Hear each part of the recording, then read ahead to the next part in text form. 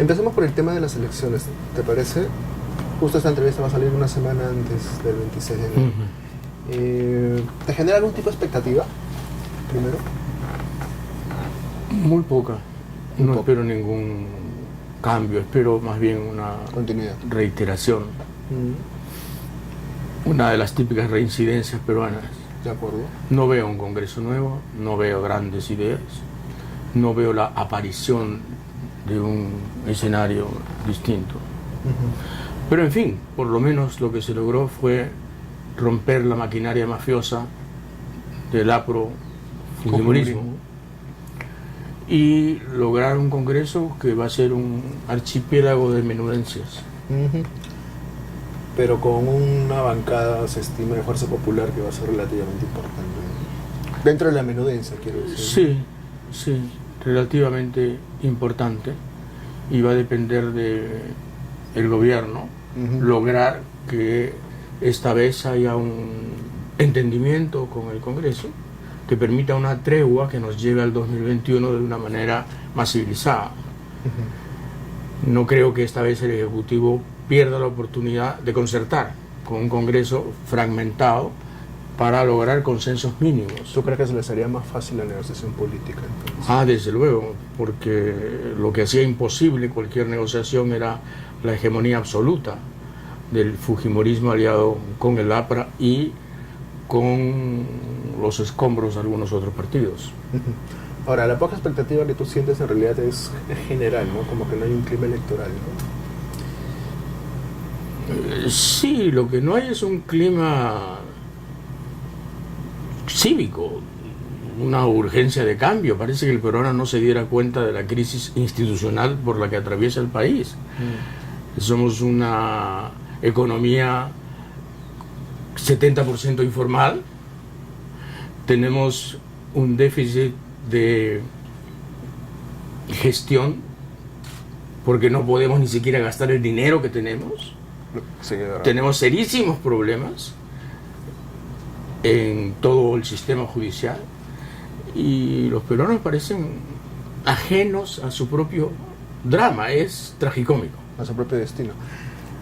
Te lo planteaba porque el año pasado lo que se sentía que la gente quería cerrar como sea este Congreso, por lo menos esa era la sensación que uno tenía, que se vayan, pero no había mucha expectativa sobre lo que podía venir, ¿no? Era casi como en la salida de emergencia, ¿no?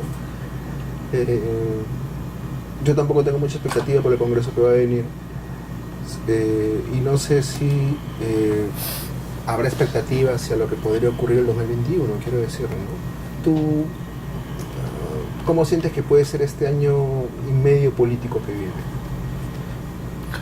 Difícil, porque es una transición muy breve, pero debemos completar algunas reformas políticas indispensables. ¿Qué es lo mínimo que le pedirías a un gobierno que tiene año y medio de vida? Que consolide las reformas que están en algunos casos implícitas en los decretos de urgencia que se están aprobando y que trate de llegar a acuerdos con el nuevo Congreso para fortalecer esas medidas y aventurarse a otras. El horizonte debería ser el cambio de la Constitución. ¿Tú cambiarías la Constitución? Hombre, y tú no. ¿Tú ¿Estás feliz con la Constitución? No, yo no, pero tú eres el entrevistado. No, sí, pero yo quiero entrevistarte a ti. ¿Tú estás feliz con la Constitución? No. Bueno, entonces es evidente que nadie está feliz con la Constitución, excepto Dionisio Romero Pauletti y compañía, Alberto Fujimori y compañía, Keiko Fujimori y compañía, y varios etcétera, suficientemente aceitosos y manchados como para nombrarlos, sería innecesario. ¿Y qué cambiarías de la Constitución, por ejemplo? ¿El capítulo económico? Sí, claro, el capítulo económico que convierte al Estado en una especie de apestado crónico, una suerte de enemigo público, número uno, y que sacraliza lo privado. Ya vemos a dónde nos ha conducido la sacralización de lo privado y estamos hartos de esta dictadura que, al igual que la Constitución del 80 en Chile, de Pinochet, nos ata y nos ancla a un presente crónico. Entonces, sí, estamos hartos de esta Constitución, la Constitución debe cambiar, y si la CONFIEP se asusta, ese es un gran, pero un gran síntoma. Estaría bien que se asuste. No se suele sobreestimar la Constitución, quiero decir, ¿es necesario cambiar la Constitución para implementar los cambios que tú demandas? Ah, pero por supuesto, la Constitución es un corsé. La Constitución es un cinturón de castidad. Uh-huh. La Constitución no puede ser violada en su capítulo económico, y entonces los contratos son eternos, el Estado no existe, lo privado es absolutamente hegemónico, y si se pudiera privatizar el aire que respiramos, lo habría hecho Fujimori también. Ya lo venderían en botellas. No, en balones. En balones. Cambiar la Constitución creo que es una meta muy lejana para un Congreso fragmentado que va a tener un año y medio, quizás. Pero podemos te lo plantea empezar. a futuro. Podemos empezar. Las escaleras siempre empiezan por un peldaño. Este Congreso debería ser el peldaño para luego el 2021 emprender la tarea de cambiar la Constitución. Ahora, eso se necesita que tenga también el respaldo del gobierno, ¿no? El respaldo del gobierno, no, el respaldo del pueblo. Son los pueblos los que cambian la Constitución, no son los gobiernos. En eso estamos de acuerdo, pero se necesita también el impulso político desde el presidente, por ejemplo. ¿Tú lo ves, por ejemplo? No necesitamos el impulso político del presidente, necesitamos el impulso público, el impulso de los líderes políticos, el impulso de los partidos políticos que entiendan su papel en la historia. Necesitamos el aliento de los líderes de opinión, entre comillas, y necesitamos probablemente la anuencia de esta prensa adormilada, intoxicada, drogada, que a veces nos aburre tanto. Mi pregunta concreta, por ejemplo, ¿tú ves a Vizcarra feliz con un cambio de Constitución? Pero a mí qué me importa si Vizcarra está feliz o no está feliz. O sea, tú me hablas de Vizcarra como si fuera Luis XIV. ¿Qué es esto? ¿A quién me importa cómo está Vizcarra respecto de un cambio de la Constitución? No, el problema es si necesitamos un cambio de la Constitución. Te cambio la pregunta. ¿Tú ves a los líderes políticos a los que mentas? ¿Pero qué líderes políticos? ¿Mauricio Mulder? No. No has mencionado No, pero es que yo no considero a Mauricio Mulder un líder político. Lo considero un agente de la reacción más absoluta. Entonces, ¿de qué líderes políticos me hablas, por ejemplo? De aquellos que precisamente están surgiendo a nuestras espaldas y a pesar que no vemos de la prensa en muchos sectores. Gente que está cansada y gente que puede perfectamente contribuir en un futuro inmediato a esto. Gente que están haciendo aunque no lo creamos, y aunque la prensa, esta prensa medio cataléptica que tenemos, no los atienda. Porque la prensa sigue con Antero Flores Arau, Bengolea, con etcétera. Y este es el elenco de las viejas películas de los estudios Churubusco, y estamos hasta la coronilla de ella. Sí. Pero será de la sociedad civil que surja esta gente que va a tener que asumir el cambio que el Perú necesita. Porque, cuidado, el Perú necesita un cambio. Yo estoy completamente Escuchen bien ese mensaje, todos. El Perú necesita un cambio. Si no, va a haber... ¿Un Chile? No, algo mucho peor. ¿Te parece que algo mucho peor? Sí. No olvidemos que el Perú parió la guerrilla mutante marxista más asesina de América Latina, y teníamos una dosis de violencia enorme ahí escondida, una bomba que reventó, y cuando reventó todos dijimos: oh Dios, ¿qué es esto? No éramos una sociedad pacífica. Pues no lo éramos, hombre, no lo éramos. La prueba está que nos demoró 12 años derrotar a Sendero. Lo de Chile lo tenía acá apuntado, porque cuando explota lo de Chile muchos dicen: ¿por qué acá no ha explotado? ¿Por qué acá no ha ocurrido lo mismo? Tú me estás diciendo que posiblemente podría pasar. Eso es lo que te estoy entendiendo. Que tú ves las condiciones sociales como por una explosión similar o peor a la que se ha visto en Chile ocurra acá. Sí, cuando los marcos institucionales no corresponden a las necesidades La gente se de la cansa, gente, claro. la gente evidentemente rompe los marcos y atraviesa la calle y sacude el poder y se manifiesta, desde luego, de mil maneras, desde luego, incluida la violencia. Porque la gente dice respecto de Chile, la violencia, sí, pues la violencia es la misma violencia coercitiva oficial que ejerce la clase dominante sobre los dominados, la misma, exactamente la misma. ¿Qué es lo que más te cansa del Perú?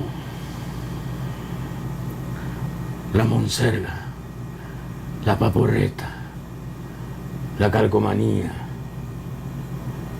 la redundancia, la enumeración que estoy haciendo. Y para terminar, la guachaferia. Lo planteaba más desde el punto de vista político, por ejemplo, ¿no? Nos estamos Qué moviendo- aburrido eres. Solo la política te interesa, pero detrás de la política está la idiosincrasia. Están Y la de política, la mano. que tenemos nos expresa también. A eso ¿Qué iba. queremos? ¿Grandes partidos sofisticados cuando tenemos el índice de lectoría más bajo de la región? Cuando nuestros estudiantes, la mitad de ellos, no entienden lo que leen. ¿Queremos partidos así del primer mundo? No, pues también todo esto es respuesta y correlato y expresión de lo que somos. Pero en fin, volvamos a la política. No, pero lo mencionaba porque te lo preguntaba también porque te he escuchado durante todos estos minutos y claro, no es decepción lo que se percibe de ti, pero sí cansancio, ¿no?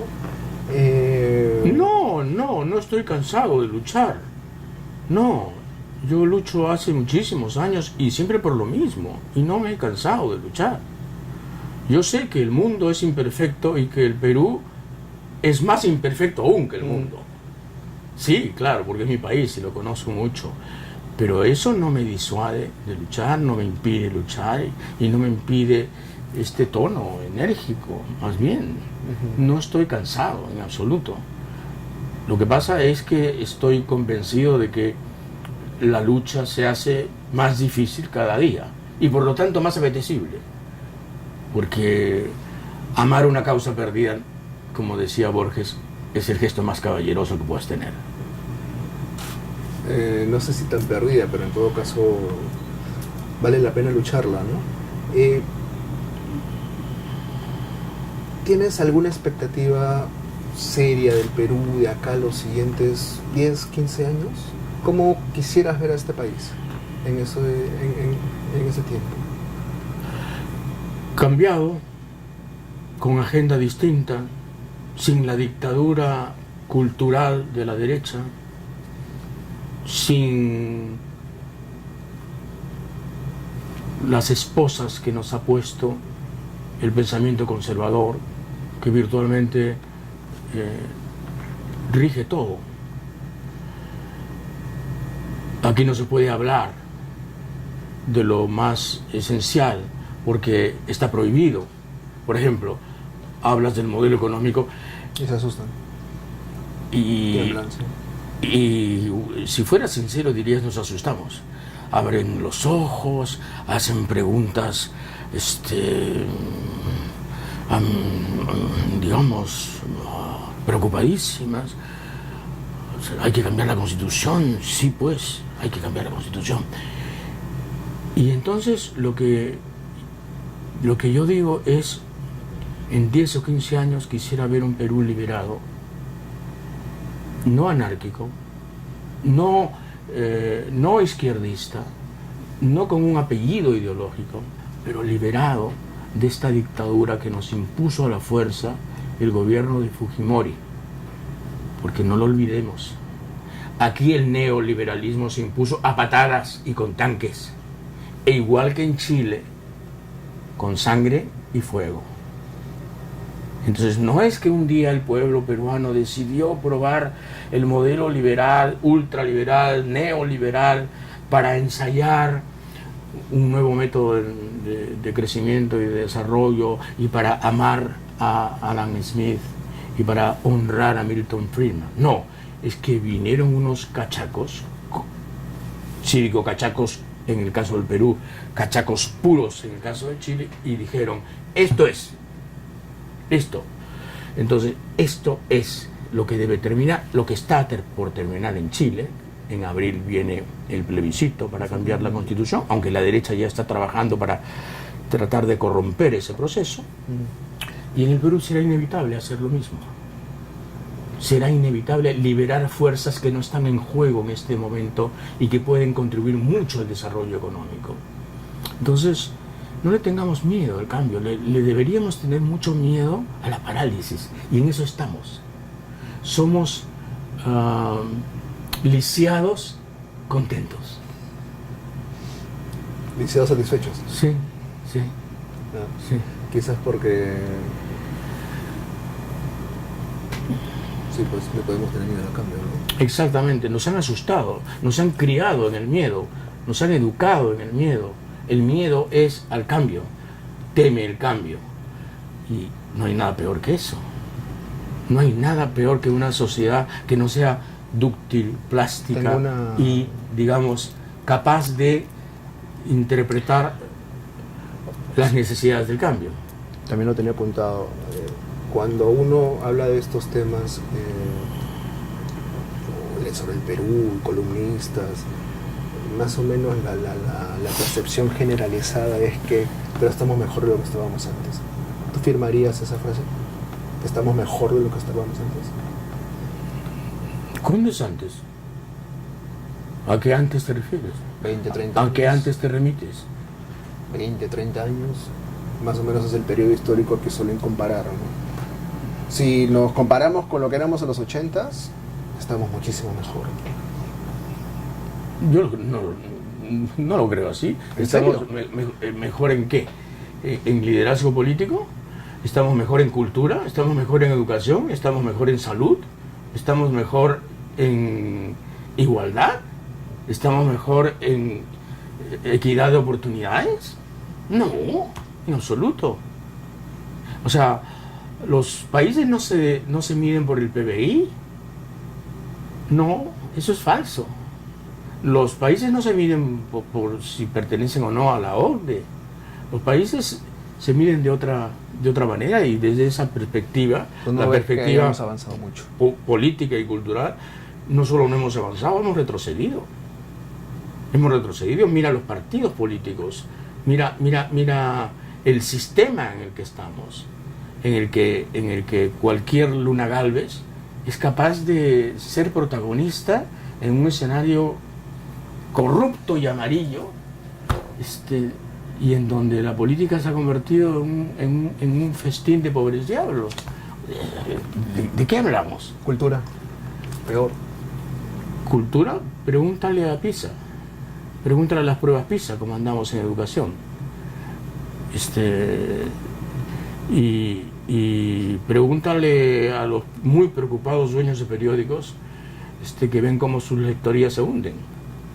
Y pregúntale a las librerías vacías. Pregúntales cómo anda la cultura aquí. Y pregúntale a los que quieren hacer un documental lo que les cuesta hacer un documental y lo que les cuesta ser vistos en el Perú. Entonces, ese es el cuento de Marta Chávez. Estamos mejor. No solo de ella, hay que ser honestos, ¿no? No, es un discurso monocorde, ¿no? Para mí es el cuento de Marta Chávez. Yo a Marta Chávez no le creo absolutamente nada. Pero en fin, es el cuento de todos aquellos que dicen que el Perú ha mejorado sustancialmente como país. Exacto. Y eso no es cierto, porque no ha mejorado sustancialmente como país. El desorden en el que vivimos, la inseguridad en la que vivimos, la presión sobre la salud, la educación que hay ahora, no existía hace 20 o 30 años. Hace 20 o 30 años, en todo caso, esa presión era mucho menor. Es decir, nos ha superado la demografía y tenemos serísimos problemas de atención pública en dos cosas tan básicas como es salud y educación, para no hablar de seguridad, porque vivimos un Far West involuntario y yo no sé si eso se puede considerar también un avance, ¿verdad? Es una ironía decir que estamos mejor que hace 30 años, es una absoluta ironía.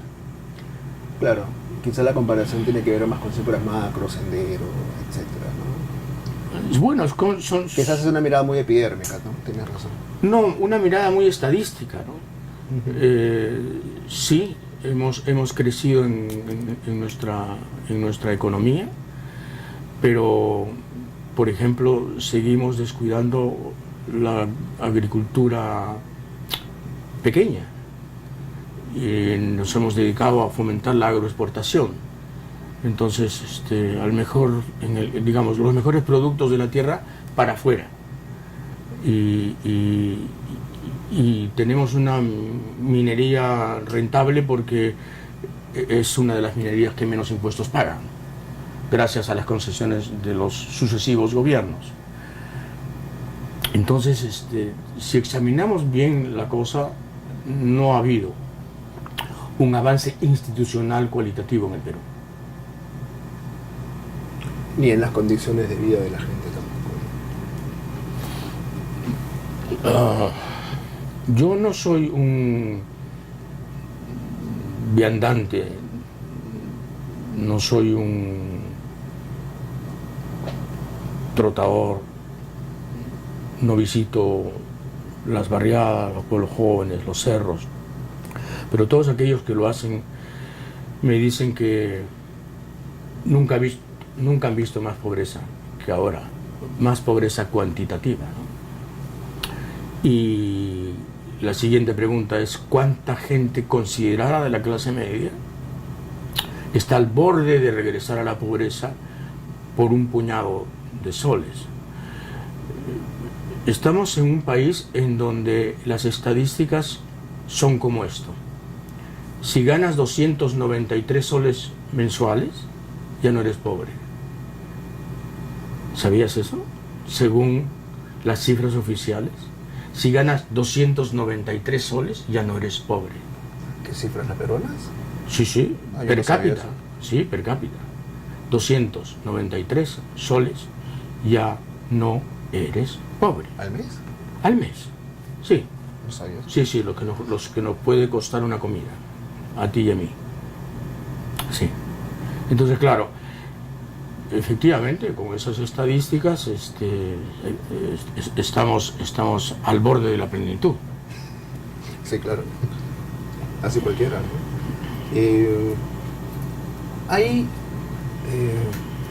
Te he leído algunas columnas,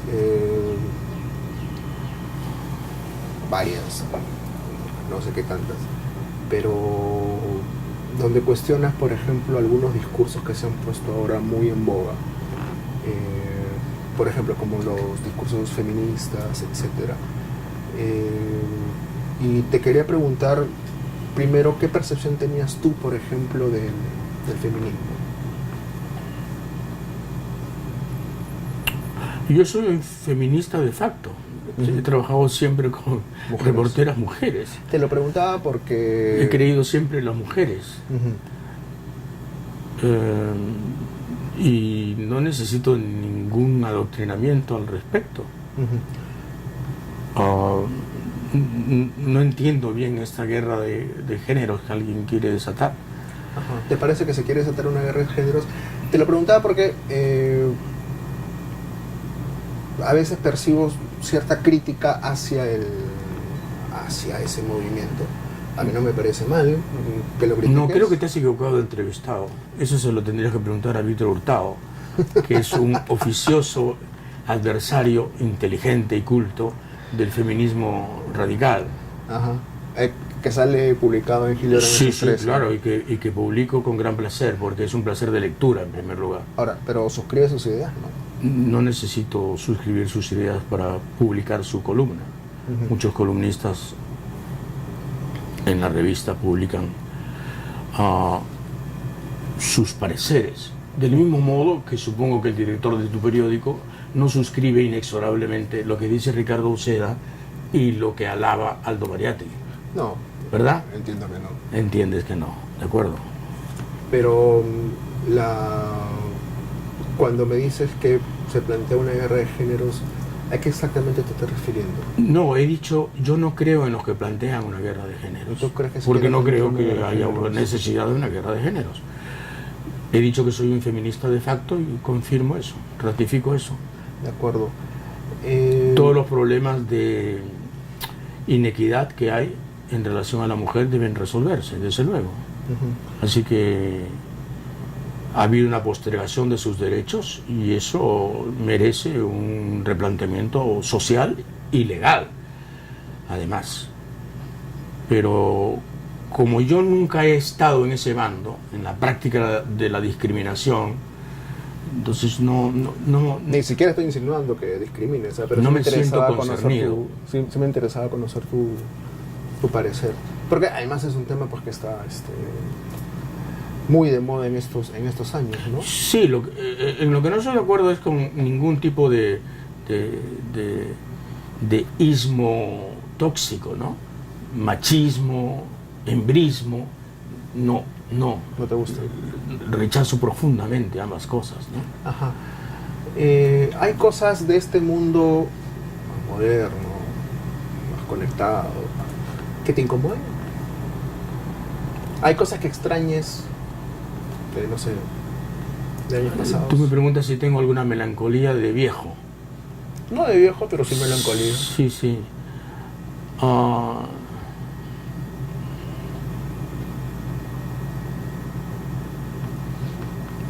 Extraño las películas europeas que antes se daban en cines comerciales y que ahora hay que ver por cable.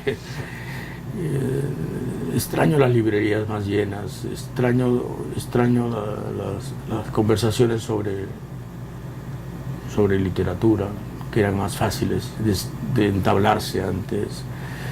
Extraño las críticas de José Miguel Oviedo en el Dominical del Comercio, muchos años atrás.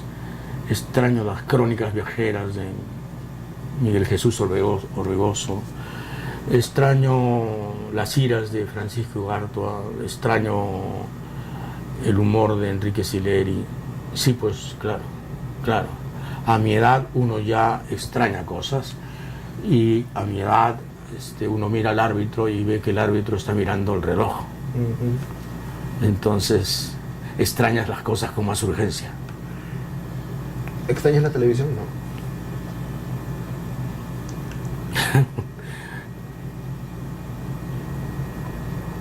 Algunos me han dicho, y por supuesto es una mentira generosa, que la televisión me extraña a mí, pero si eso fuera cierto, cosa que no es recíproco. ¿Qué no extrañas de la televisión, por ejemplo? ¿Qué no extraño de la televisión? ¿Por qué no extrañas la televisión, quiero decir? O sea, ¿qué es lo que te produce ese, no sé llamarlo rechazo, pero sí distancia? Lo más importante es que... Porque tus grandes momentos como periodista, no digo que los únicos, pero los que la gente tiene más en la memoria son precisamente en la televisión, ¿no? Bueno, ese es un punto de vista, yo lo respeto, desde luego. Pero en todo caso, la televisión exige un empobrecimiento del lenguaje que poco a poco te mina. Si yo hubiera continuado 10 años más en la televisión, habría llegado a adquirir el léxico de un papagayo. Entonces, esto no lo extraño. En la prensa escrita uno puede escribir, y escribir es un ejercicio del idioma, es un banquete intelectual. Eso en la televisión es imposible. En la televisión, si pronuncias el adjetivo extraordinario, ya te está saliendo de los límites del entendimiento local. Es peligrosísimo. Ahora, claro, Las entrevistas en televisión eran otra cosa, desde luego, porque ahí había una dinámica agresiva que generaba pues un clima de catarsis, que en realidad se volvió espectáculo, ¿no? Es el espectáculo ahí lo que prevalecía. ¿Y te gustaba ese espectáculo? ¿Hacías catarsis en tus entrevistas Sí, en televisión? a mí lo que me importaba era indagar detrás de la máscara. Yo nunca entrevisté a alguien que tuviera el rostro al descubierto. Yo entrevisté siempre máscaras. Y mi único papel era Retirarlas. imaginar. No, retirarlas es un exceso de ambición. Es una pedantería que no me permito. Mi único papel era imaginar y ayudar al televidente a imaginar qué podía haber detrás de la máscara. Entonces me aferraba a indicios para dibujar un rostro, el rostro que estaba detrás de la máscara. Algunas de esas entrevistas se hicieron muy conocidas. ¿Cuál es la que recuerdas con mayor, no voy a decir cariño, pero que recuerdas más? Recientemente, por las circunstancias, estuvieron pasando la que le hiciste a Alan García, por ejemplo. Pero le hice varias a Alan García, no sé a cuál se refieren. Creo que es cuando recién regresa de su exilio en Europa, y me parece que el canal era Global, puede ser. Puede ser, sí. Bueno, sí, pero le hiciste varias, es verdad. Pero, ¿Y esa qué de particular tiene? porque fue un intercambio larguísimo, fueron como 40 minutos de entrevista. Incluso hablaron, me parece, si mal no recuerdo, de sus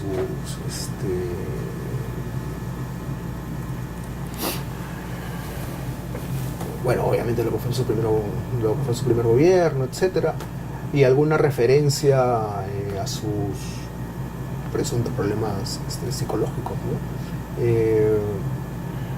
Por eso te preguntaba si tenías algún entrevistado o alguna entrevista en esa época en la televisión que te haya que recuerdes con más. No, de la televisión no tengo ningún recuerdo, excepto el encontronazo con Genaro Delgado, que no fue una entrevista. Cuando le dijiste. Cuando me fui del programa. Claro, en el año 98, sí, cuando me despidieron en público. Sí. Y tú defiéndete, Winsa, le dijiste. Pero de las entrevistas que hice, la que más recuerdo, la que recuerdo con mayor nitidez y afecto, es la de Juan Gonzalo Rosa. ¿Qué año fue eso? Fue para prensa escrita, fue para Caretas. El año puede haber sido en los 70, en la década del 70. Y es la entrevista que más recuerdo. Dicho de otro modo, ¿te sientes más satisfecho con tu trabajo en prensa escrita que en televisión? Abiertamente sí.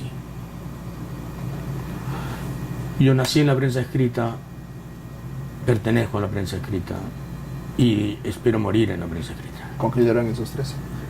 No sé si con Hildebrand en sus 13. Lo terrible es saber qué te va a pasar. Lo maravilloso, lo vital, es no saber lo que te va a pasar. Y yo he vivido siempre no sabiendo lo que me va a pasar. Eso me sostiene. La incertidumbre es mi lema. ¿Hay algo de lo que te arrepientas mucho? No. De nada. A estas alturas de mi vida. Aunque te suene mal. No me suena mal. Voy a ser sincero. No hay nada que tú intentarías hacer de otro modo, digamos, tampoco.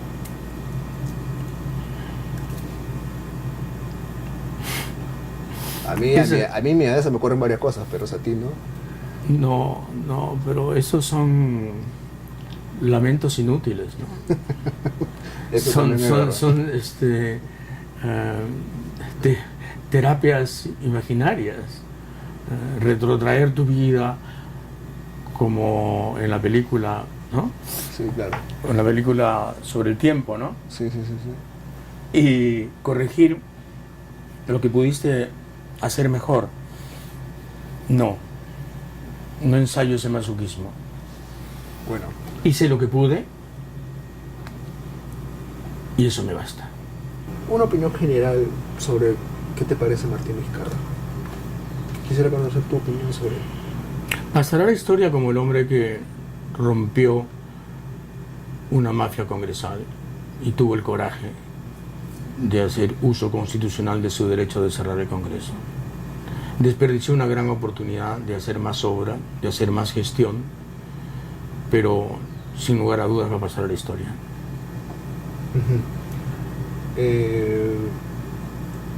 Dice algo de nosotros que los presidentes que mejor recuerdo puedan tener son los que no precisamente elegimos para ese cargo. Vizcarra, Paniagua antes. ¿No sabemos elegir o es un problema de oferta? O ambas. Es una crisis de la partidocracia, en resumen, ¿no? Cuando los partidos no funcionan, no generan liderazgos, no generan agendas, no generan horizontes culturales y políticos, y producen liderazgos débiles, caudillismos febles, episódicos. Y el gran problema de la política peruana es la crisis de los partidos. Los partidos han venido abajo. El partido más viejo del Perú, el APRA, está en una crisis terminal. Y hay 15 partidos que son vientres de alquiler. No son partidos. Y son logotipos y son siglas. Bueno, no, pero figuran como partidos en el Jurado Nacional de Elecciones. Son oficialmente partidos, al contrario. Son oficialmente partidos políticos. Entonces, esa es la gran raíz del problema. Eso tiene arreglo. Sí, lo tiene. Costará un buen tiempo.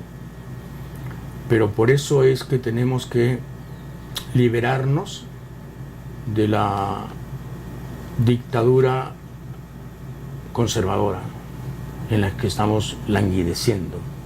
Hemos empobrecido el debate y hemos huido de los grandes temas precisamente por el miedo que le tenemos a enfrentarnos a el marco que nos impusieron desde el año 92.